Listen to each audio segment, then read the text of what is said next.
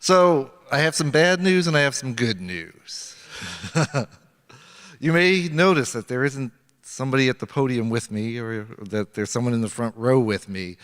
So the bad news is Cindy Cohn, our keynote, due to some Electronic Frontier Foundation obligations, couldn't be here.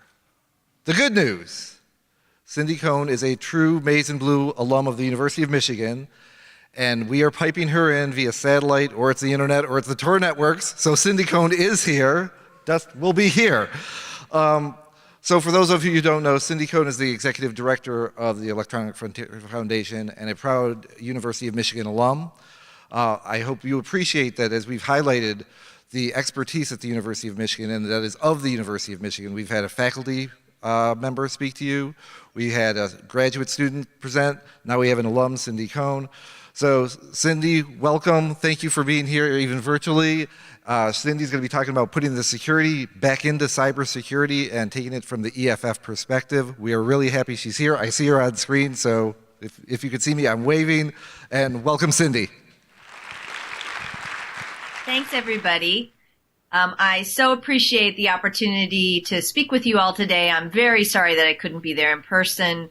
I want to thank Saul for inviting me and let you know, from my deepest heart how sad I am I can't be with you, not only because, Rackham is where I graduated from law school, but of course I missed a chance to eat a Zingerman's. So this is serious for me here. My goal here today is to convince you to join EFF and others in raising the security bar domestically for end users. And equally important, to resist the temptation to help the United States and global governments lower that security bar. And I want to start with a simple fact. The world is waking up to something that digital security experts have long known. Digital security is hard. Really hard. And the larger and the more complex the systems that we're trying to secure, the more difficult it is to make them secure and trustworthy. So the question to me is, why isn't everyone, especially Western governments of the Five Eyes, UK, Australia, the US, Canada, and New Zealand, why aren't they encouraging, supporting, and celebrating important security work in the systems that we all rely on every day, from our phones to the power grid and beyond? In part, I submit, it's because law enforcement in all of these countries want to take advantage of the same security holes that the bad guys do, and that this is a result that puts us all at risk. Even worse, they are now pushing companies and the individuals who develop the technologies that we all rely on to ensure that any future technology has security holes that they can use, and along with them, the criminals. So the drumbeat of the daily headlines on cybersecurity incidents shows us that the risks of weak digital security are already here. We've heard about phishing attacks by foreign governments aimed at undermining our democracy and ransomware attacks on hospitals. We've seen state-level attacks on corporations like Sony and on sensitive government employee databases like the one maintained by the Office of Personnel Management. Corporate data breaches have become just the background of our daily life, including ones, involving companies like Equifax and Target that affect tens of millions of people. Countless other people have suffered identity theft and malware attacks, and more recently we've focused on something called spouseware, which is the malware that domestic abusers use to track their victims. Meanwhile, we've seen research, much of it coming out of the University of Michigan, showing how easy it is to break into our voting systems. The mechanisms in all of these kinds of attacks are different, but to me, the underlying security problem is the same. Our digital systems are just not sufficiently secure, and our current security techniques, especially those available to end users, are not up to the task. So it should be all hands on deck to try to create systems and trust and real security for users. We need to encrypt the web, secure our data, whether it's at rest or in transit, ensure our homes, cars, and everything else that's connected to the internet are safe and trustworthy. That includes all of the Internet of Things devices that are fast coming into our homes and cars. Now, we're admittedly struck with some pretty bad solutions since we have to now bolt security onto insecure systems. But that's all the more reason to encourage people who understand how computer security works and also how it fails to work to help. After all, there are only so many hours in the day, and the more attention we pay to these problems, the faster and better we can address them. And it's not just individuals and private institutions who should be focusing on improving information security for users, of course.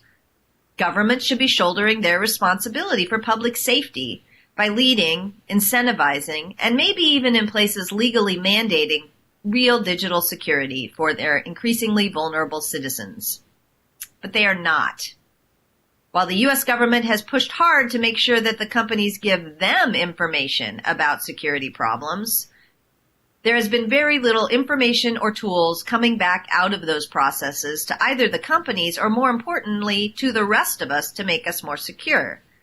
I'm thinking of a law called CISA, the Cybersecurity Information Sharing Act that was passed in 2015, which is all about everybody giving the government access to surveillance issues and giving them the ability to surveil us through those processes. The Department of Homeland Security has the Information Sharing and Analytics Centers, or the ISACs, which also seem to be just about information sucking by the government rather than information sharing, which would involve the government giving information back to the rest of us. And this is even as we're pushed into the world where we need digital networks even to function. And the consequences of losing control of our data get larger and even more ominous. Now, digital networks are now increasingly coming into our homes and cars. There are pushes to move to online voting, to security experts' horror. The vast majority of us carry our phones with us everywhere, and with them comes access to a tremendous amount of intimate information about us and our loved ones, both stored on devices and accessible through them. We should have a government-spurred, incentivized, and supported efforts to build a more secure and trustworthy network, along with the devices and the securities that rely on it. Instead, we have an ongoing series of efforts by law enforcement in the United States and elsewhere to demonize companies and individuals that offer us strong security and pressure them to offer us worse tools, not better. And there's a history here. In the 1990s, the U.S. government nonsensically stuck with the Digital Encryption Standard, or DES, long past the time when it was broken. EFF even had to run a program itself to build something called the DES cracker to demonstrate to the entire world what security experts already knew, which was that DES wasn't secure. In the 2000s, as we learned from Mr. Snowden, the U.S. government secretly placed security weaknesses in the software that we all rely on through a program called Bull Run. The government's goal has been to preserve its ability to eavesdrop on any encrypted conversation and read any encrypted communication or data when and if it sees the need. But each time the government has tried to come clean about this publicly and mandate this kind of access, they failed. That started with the Clipper chip in the 1990s, and more recently a proposal floated by Senators Burr and Feinstein. They haven't gotten anywhere. And I submit that that's because people and companies want strong encryption, they want strong security, and they recognize what is a fairly obvious fact. There's no way to weaken encryption for the government's purposes without weakening it for the bad guys too. Recently, we've seen a change in tactics by the United States, the Australian, and the UK governments.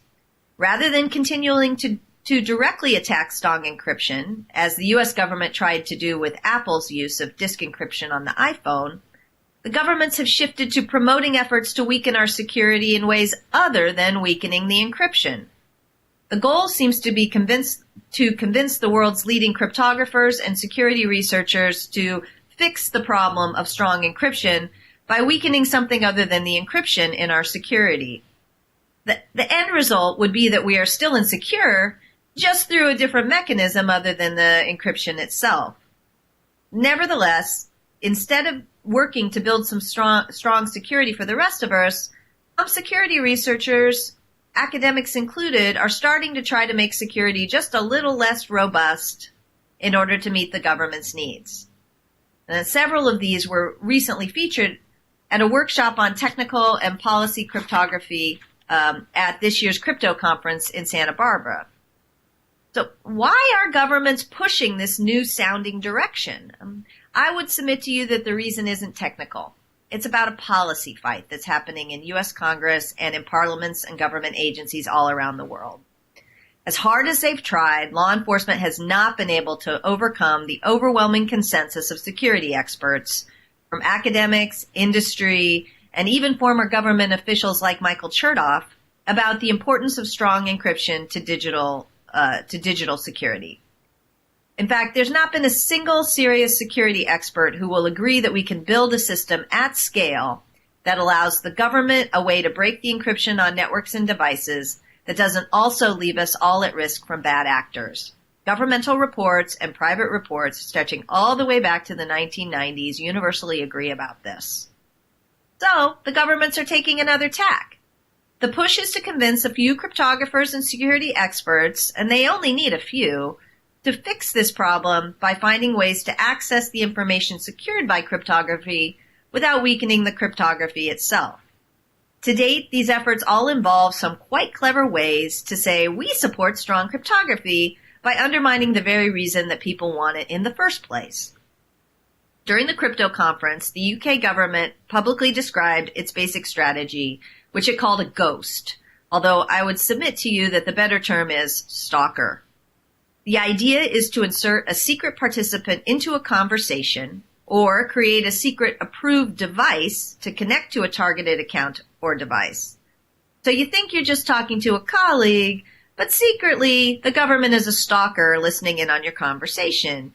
Or you think you're just syncing your data or creating a backup or moving it from place to place, but you're also secretly moving it to your stalker's device, somebody who you did not approve.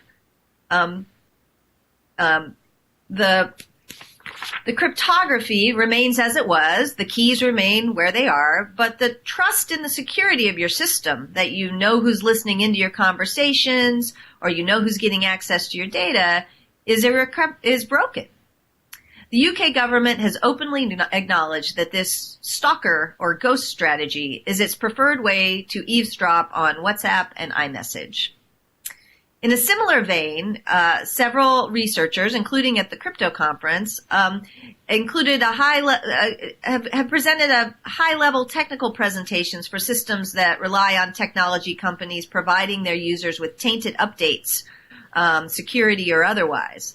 You know, most of these are variations on the old discredited key escrow ideas from the 90s, maybe with some hardware pieces thrown in along with the software or other tiny changes. And a shift such that the companies hold the keys rather than the government. But none of these ideas, either the British stalker idea or the key escrow ideas with some new, lipstick on them, have been well vetted, much less demonstrated to scale to the size that today's digital environment require. And aside from technical concerns, and there are many, all of them turn on betraying our trust, the trust that we need to have the companies that provide us with tools, provide us with tools that we can rely on with our intimate secrets, with our trade secrets, with our very lives. And we can be sure that if one of them is deployed, it will be in secret, with gag orders preventing the companies from informing their users. This means not only that we won't know when and if our security is being compromised by the government, we also won't know when or if it's being compromised by the bad guys until the consequences come down. So my pitch to you as security professionals is don't help the government with this problem. My question is to you is, where are you going to spend your time and energy? I submit that you should resist the government's siren song to spend your time and energy responding to the government's desire for us all to have slightly weakened security, and instead throw in with those of us who think that Americans and people all around the world deserve security in the devices and the systems that they rely on. Why do I think so? Well, let me give you a few reasons. The first is the straightforward practical one that I already alluded to. There are just only so many hours in a day, and time that you spend undermining our security even if you're undermining it a little less than you might have undermined it yesterday, is time not spent helping us make us actually safer. It's time not spent responding to what I would submit is a real security emergency for people who rely on the online digital environment. And I submit that that's increasingly all of us. We urgently need to make the internet secure for end users. And while the security field is large and thankfully growing from the 1990s, the problems are also multiplying and they're getting more complex. The number of academics and thought leaders and security professionals who tackle these issues is still relatively small compared to the size of the problems that we're facing. So any efforts that make us less secure or less secure than we would otherwise be are headed in the wrong direction, even if they aren't quite as bad as the earlier ideas. The second reason is, regardless of how technically clever these approaches are, they do not and actually cannot solve one of the key non-technical problems with law enforcement's wish for ensured access. Even without compromising the cryptography, there is no way to allow only access for the good guys, for instance, law enforcement with a Title III warrant, and not for the bad guys, hostile governments, commercial spies, thieves, harassers, bad cops, and even more. Now, the NSA has recently had several incidents in just the past few years where it lost control of its bag of security tricks, its bag of ways to get into our systems. The government used to, I used to get responses from the government saying, don't worry, this is a no-bus system. No-bus being government speak for nobody but us could ever use these attacks. But that's just not grounded in reality anymore, as we learn from the shadow brokers and other leaks. The fallback, putting the keys in the hands of technology companies instead of governments, just moves the target from one place to another. And it's unrealistic to expect companies to both protect the keys and get it right each time in response to law enforcement requests. Google alone had hundreds of thousands of requests for information from law enforcement, including from national security requests to federal requests to state requests to local requests to county sheriffs, and not just in the U.S. but all around the world. Their 2017 numbers are well over 200,000 requests in total. So they have to get it right absolutely every time in order for these systems to work. Now, history has just shown us that it's only a matter of time before bad actors figure out how to co-opt the same mechanisms that good guys use, whether corporate or governmental. And then the bad guys become the stalkers themselves. Moreover, assuming that we could make a government-only strategy work, if this access is created for the US, the UK, or the Australian governments, that capability is going to be demanded by the Chinese government, the Egyptian government, the government of Turkey or of Saudi Arabia, and other governments with far less due process and legal protections for targets. The truth is that governments around the world have very different standards and practices for when they believe they should have access to private data of users. Yet a company having built this capability for one government would find itself having to decide which of those standards are good ones and which ones are not, or else face the fact that they are facilitating human rights and repression around the world and not being a cause of freedom, but rather being a cause of the other direction. Conceptually, before we can have a global technology infrastructure and global trade in technology that ensures access to end users' communications and data, we need to come to a global consensus about the circumstances in which communications privacy should be violated. No amount of technology can protect us against this core legal and policy issue. EFF, along with a coalition of other organizations, created such a set of principles called the Necessary and Proportionate Principles a few years ago, but they are far from being globally accepted, much less adopted. So there has been a little bit of work in that direction, but right now there isn't any global consensus. Third, these ghost or stalker or tainted update approaches all undermine the trust that people need to have if we're ever going to get out of the miserable security hole that we're in right now. Under it, users will rightfully worry that every change to their system might be undermining their security, secretly adding another listener to their conversations, or secretly adding another device to their approved keychain, or secretly siphoning away copies of their data. But security is a process, if not an end state. And not an end state.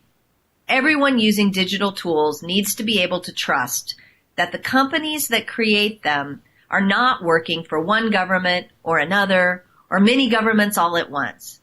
People especially need to be able to take and apply security and other updates without fear. But all of the approaches that have been floated so far compromise that trust. They turn our technology providers into secret government agents, and Big Brother in this case won't just be watching us from afar. He'll be in our very pockets, delivered by the sellers of our technology. Finally, this is fundamentally an attempt to shoehorn a policy debate into a technical question. This charm offensive that we're hearing from governments trying to convince security researchers and developers like yourself into helping ensure that the governments get access. Having failed to demonize cryptography, law enforcement wants to be able to say that expert security professionals differ, and yes, that's scare quotes, on the question of whether the government can preserve the ability to eavesdrop on every private digital conversation without touching the cryptography. This is an attempt to play the security community in order to score political points. An initial proposal, for instance, by Ray Ozzie along these lines, for instance, was greeted with an enthusiastic quote from law enforcement in Wired.com celebrating, quote, the fact that someone with Ozzie's experience and understanding is presenting it as the centrally most important piece of Ozzie's presentation. But the question of how much risk we should create for individuals, not to mention whether we can tolerate undermining the trust necessary for secure systems to function, in order to establish ubiquitous eavesdropping capability, is not fundamentally a technical question. It's a matter of policy and law, and I would submit an interpretation of the Constitution. To me, the fact that the technical approaches to this that the government is celebrating aren't navigating and recognizing the policy issue is obvious from Mr. Ozzie's own shrugging response to questions about how companies should handle responses from repressive governments. He basically said, well, that's not my job. I submit to you that somebody has to take on that job before we start talking about the technical piece. And until that job is done, the technical piece will make us all less secure. So I ask you, as people with digital security skills, to join us in working to encrypt the web, to secure our data, whether it's at rest or in transit, to ensure our homes, our cars, and anything that can be connected to the internet is safe and trustworthy. And not to use your skills to undermine our security, even if you're just undermining it a little less than yesterday's ideas. Now, I handled the first case freeing up encryption from government control in the 1990s. It was called Bernstein versus Department of Justice. And in the decision in which we won that case, the Ninth Circuit recognized that our privacy was slipping away. Now, this is 1998, mind you. And the quote from the court is this: whether we are surveilled by our government, by criminals, by our neighbors, it is fair to say that never has our ability to shield our affairs from prying eyes has been at such a low ebb. Now, that was the late 1990s, and I think there's a strong argument to be made that since then it's only gotten worse. And not only has our privacy eroded, our security has eroded along with it. So security work, the work that you all do, is more important than ever. And I want to urge those of you in this community to spend your time and talents making us all safer rather than demolishing what trust and security still remain in our technology, in our devices, and in our infrastructure. So that's my pitch to you. I am an advocate. I'm not on the one hand, on the other hand about these things. I'm happy to answer any questions. But that's my pitch, and I hope you'll take me up on it. It's your turn. Cindy's got time we've got time on our agenda. Cindy's got a few minutes. If you'd like to step up to the microphone, we'd love to have your questions. Ask Cindy anything. What would it take for us to get sort of off the schneid with the necessary and proportionate principles? What they've been out there now going on 4 to 5 years. What nudges can we take as a community or as individuals to help push that forward? Because I will pitch our panel this afternoon that's going to talk about some of these emerging national and international norms around privacy and security, and Cindy touched on one. So what would it take to nudge those principles forward? Well, I think it would take the people, it's got to probably start bottom up. It would take some companies stepping forward and saying that they think this is the right rule as opposed to just folding when law enforcement shows up. I think it would take, the Special Rapporteur on Privacy cited them favorably in the report that he wrote recently, and the Special Rapporteur on Freedom of Expression at the United Nations has as well. But, the United Nations structures, there's much more we could do to try to get them adopted. People who are the policy wonks in the audience, those processes. Some people have talked about treaties. We pitched these, as an interpretation of the treaty obligations that governments already have. So those systems are all available internationally. I think that the first step, though, may need to be, or simultaneous, I think we always have to do all of these at once, is to get some national governments to adopt them. The United States is an outlier to a certain extent in that it does not directly apply international treaties, but there's lots of governments around the world who do, and if they could adopt those as the interpretation of the terms necessary and proportionate in the treaties that they've already agreed to abide by, we could go a long way. I'm having a hard time praising this. I've supported the EFF for many years, got a lot of EFF t-shirts, and I find ourselves on different sides these days. I fear that the EFF has had a knee-jerk response to Automotive Right to Repair Acts, trying to have openness, and I keep hearing you saying anything that weakens security is bad, and fear that some of the EFF's actions are going to weaken security. And would just ask that you think about that and try to take actions which make security stronger rather than just thinking in the traditional ways EFF has thought. I don't know how to ask that as a question. I know a bit about the Automotive Right to Repair Act divide. I think there is there's a fundamental question going on in security right now, and there are a lot of people that will tell you that the best thing for security is to have, one central vendor who controls all the security. I will call that the Apple model, and a lot of models. And I worry that a lot of people who are really trying to convince us are using security in the, say, automotive right to repair area as a way to try to get what they've always wanted in that area, which is, you can't, you need genuine GM parts before you can fix your car. I mean, and I think that we need to have a serious conversation about that. I don't agree that the only way we can have security is if vendors control the right to repair the devices that they put in there. I think that we can build secure ways to let other people have their ideas feed in. And I would argue that at least when it comes to the Internet of Things or phones or other things, the fact that your one vendor controls your ability to update and make things more secure has made us all much less secure in those markets. So, I think there's an honest conversation to be had. I do think that there is an effort to try to convince people that the only way to security is to prevent third parties from being able to fix any device that has a microchip in it. And I think that we should look really carefully at that because there are other interests that are being promoted through that idea that are really much more about monopoly and limiting competition than I would submit they are about security. Hi, I'm Sierra. This question comes a little bit from a place of self-interest, but as an aspiring professional in the cybersecurity policy law realm, what advice might you have for those interested in becoming more involved in that area? A couple of years ago, I talked to an international patent trademark attorney about this interest in cybersecurity law and policy, and they kind of laughed and were like, you know, that doesn't really exist. So, what's a good starting point?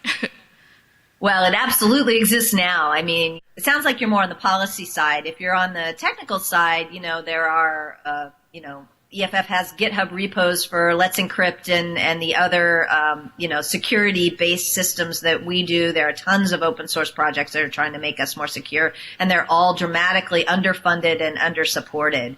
On the legal and policy side, there are groups like EFF and tons of groups now across the country who are working on cybersecurity policy, both inside the government, where we really need people who understand the technology and understand the trade-offs here, and outside the government. So I think there are lots of opportunities, whether it's at EFF or one of the constellation of organizations that are concerned about this.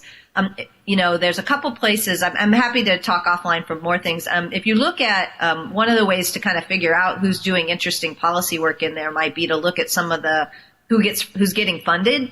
So Hewlett Packard has devoted a lot of money to supporting cybersecurity. You might want to take a look at who they're funding and kind of follow those out to try to find the places where a lot of that's working. Some of it's inside educational institutions, and some of it's kind of more in the nonprofit sector. But most major companies now have, almost all of them have chief privacy officers, but they're beginning to really think of cybersecurity as a C-suite level thing that they have to do, which means they need people to help them make the right decisions. Those decisions are not just technical. Hi. I'm just curious if you can give us some insight on how other countries are handling this issue. For example, with the 2015 San Bernardino case, when Apple refused to provide the keys, how would other countries handle that? This is one of the biggest concerns that, first of all, Apple can't hand the keys over for just one phone, right? They hand it over for all the phones, which was one of their concerns. And another one of their concerns is if we do this for the U.S. government, what do we do when China comes knocking? So, I find that the U.S., many of the companies, the U.S. has the leading tech sector, especially around social networks and some of these other things. And so most of this is American companies trying to decide what they're going to do when foreign governments come and ask for access. I would say it's, different governments have different approaches. The German government, for instance, has taken a strong approach that they are not going to ask people to break encryption. As I said, the UK government and the Australia government, the UK government has passed a law that requires companies offering tools in the UK to provide a way for access. We're still seeing how that's going to play out. And the Australian government is considering such a proposal. They put forward a proposal this summer. They said they were going to take input from a bunch of people, and we put input in, as did a lot of other groups. And then 5 days later, they promoted a bill that says everything that they said in the first place without, I think, barely saying they listened even to the input that they got from people, much less incorporated it. So governments around the world are all struggling with this, and it's fair to say they're taking there is some differential in the way that they're approaching this, but this is why I called out the Five Eyes. Sadly, the Western governments of the Five Eyes are I think leading the charge in the wrong direction. Hi. So we have this problem, this sort of tension, I'm sure you're aware of many of them in information security, on communications. So historically, we have this this model of telephone calls are private between individuals, but government can obtain wiretaps in order to selectively listen in on those. And we can see how those are beneficial for law enforcement. And also there's concern about abuse, but that's something we've become accustomed to. So how do you see that in application towards cryptography and things like that? I would start with some reality. You know, the government likes to talk about how important wiretaps are to them. In the 2017 wiretap report, I was just pulling up the data. You know, there were 1,900 people convicted out of the 10,000 people arrested for 3,800 wiretaps in the country. So, 1 out of 10 wiretaps of people who were arrested out of wiretaps were actually even convicted. So, I think those are 1,900 criminals that we're glad that we have off the street, but let's not kid ourselves about how small the use of wiretaps are by the U.S. government compared to the other things they do to try to stop crime. Wiretaps are by far are not even remotely the top tool in the toolbox of law enforcement. That doesn't mean they don't like it, but I think sometimes you can. You may watch TV shows and you think that wiretaps are like central to every single investigation. And in 2017 entirely, there were 9,565 wiretaps that were issued. So, compare that to the size of the number of criminal investigations that happen across the country. You can see how small, the use of that is. My view is that, the wiretap rules are fine, but, the government has never been guaranteed access to people's communications. You could always go out into a field and have a conversation. You could always have a conversation in person. And you can always use secret codes. I mean, even in the founding of this country, our founding fathers used secret codes in order to communicate securely because the British were reading the mail. And the British had all the authority in the world to read the mail. That was completely legal at that time. And these guys were revolutionaries. I mean, they were trying to, they were committing treason. But Thomas Jefferson created a cipher so that he and James Madison could communicate securely when Jefferson was in Paris and Madison was here writing the Constitution. So the idea that the government has ensured access to people's communications has never, ever been the law. It's always been the law that they had the opportunity to open the mail and look into it, but that we retain the ability to use technical and other measures to make sure that we still had security. That's the status quo ante, and I think that should be the status quo going forward, which is why I think efforts to develop strong encryption and give people, digital tools to do what, Jefferson did with a physical cipher machine ought to be supported and not undermined by the government, and certainly not banned. So kind of building on that, let's say that I want to communicate using this Signal app, which is inherently encrypted, because I don't want, say, pictures of my child being passed back and forth between my wife and I to be intercepted by anyone. I've read that use of an app like Signal is enough to potentially get you on some kind of government watch list. First of all, is that blown out of proportion? Secondly, what are the potential ramifications for me in using an app like that and potentially getting on some kind of list? We haven't heard of, there's no confirmation of any such list in the United States domestically. We've heard one, maybe two stories of people crossing the border, international people crossing the border, and the fact that they had used an encrypted communication like Signal was one of the things that raised suspicion. And got them detained a little longer than they would. We've heard of one story for sure about that, and a couple others. It's hard to know because people are pretty reticent to come forward and report that sort of thing when it happens, especially if they're foreigners who, can get put on a list that they don't get back in the country for any reason pretty much at this point. So that's the only time that I think we have a confirmed use of the fact that people are using encrypted communication tools like Signal in a way to cause suspicion by the government. So I don't think you need to worry about that. But I do think that points to the fact that that could change, points to a need to really step forward and affirmatively protect and make the case about why these tools need to be protected, why we need the security that they provide. I appreciate that bad guys can use that security too, but, bad guys use highways to get away from bank robberies, and we don't demonize highways.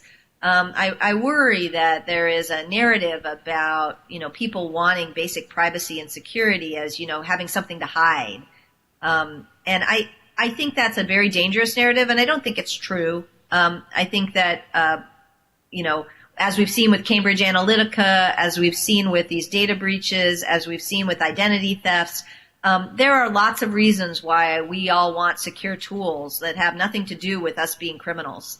And have everything to do with us being citizens and ordinary people who deserve basic protections. I am channeling one of Hey, our... nice sticker, Saul. Oh, I think. Oh, yeah, you can see it. So what? Actually, people were bummed. So here's a request. Can you send us a bunch? And the sticker she's referring to would be that one. I do not consent to this device. Sure, Yeah. but if you join EFF, stickers are one of the thank you gifts you get. So that doesn't get us to our question. So we actually Sorry, have a I'm question. the executive director, like I get in trouble with the board if I'm not working to try to grow the organization. So we actually had a question from one of our folks on Twitter who wanted to hear a little bit about sort of omnidirectional, bidirectional transparency, so some of the things that David Brin talked about in some of his writings. So I don't know if you have a couple minutes to touch on that. And then, again, thanks for being here from afar. It's been fantastic. Thank you. Well, David and I are friends, and I like him, but I think that he's misunderstanding the deal that's going on right now. Like, if the U.S. government was going to come to me and say, look, Cindy, we're happy to open up all of our transparency as long as you open up your transparency to us, right? We could consider that deal. But that's not the world we live in right now. We live in a world where there's unprecedented secrecy being claimed by the government. And, the other thing I do is to try to stop the NSA from tapping into the internet backbone, where right now the U.S. government is arguing that they admittedly spy on billions and billions of untargeted Americans by tapping into the internet backbone. But since they haven't told us which hundreds of millions of Americans were being spied on, and that information is a secret, that the case has to be dismissed, and a public court cannot decide whether tapping into the internet backbone is consistent with our Constitution and laws or not. So, we're living in kind of the worst of all worlds, where we have very, very little protection. We are largely transparent, not only to our corporations, but to the government, who then goes to the corporations to get the information about us when they want, while the government has unprecedented secrecy. I mean, huge secrecy about really far more than they need. I believe that the government deserves a zone of secrecy for some of the stuff that they do, and I believe that you deserve a zone of secrecy for some of the stuff you do. A transparent society helps, I don't think, helps the government and makes the government able to function better, or helps us in our ability to make our daily lives. It has to be more nuanced than that on both sides, even though it's nice to have a bright line. And if you talk to David these days, he will agree with that, honestly. We've had lots of conversations about this. He's an amazing science fiction writer, but and a good person to float big ideas, but in the nuts and bolts of the policy, how you would implement that, he actually agrees that it can't be either or. It can't be all transparent or all not on either side, government or us. I would like to see the flip. I think that the government works for us. We are citizens of the government. It's supposed to be the consent of the governed, and so the government should be more transparent to us than we are to the government. And that's the right balance. The government should have to go to a court and get a probable cause warrant in order to get the content of our communications. And I would submit, and the Supreme Court is moving in my direction slowly, to the metadata of our communications as well.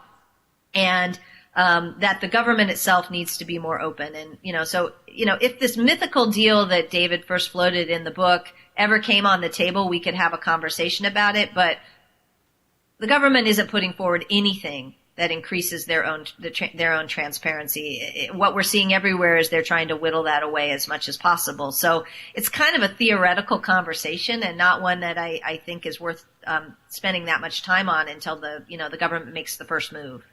Are you concerned at all about the hardware of the future having spyware embedded into the hardware itself, similar to the Lenovo stuff 2 years ago where Chinese government embedded spyware into the hardware of their equipment?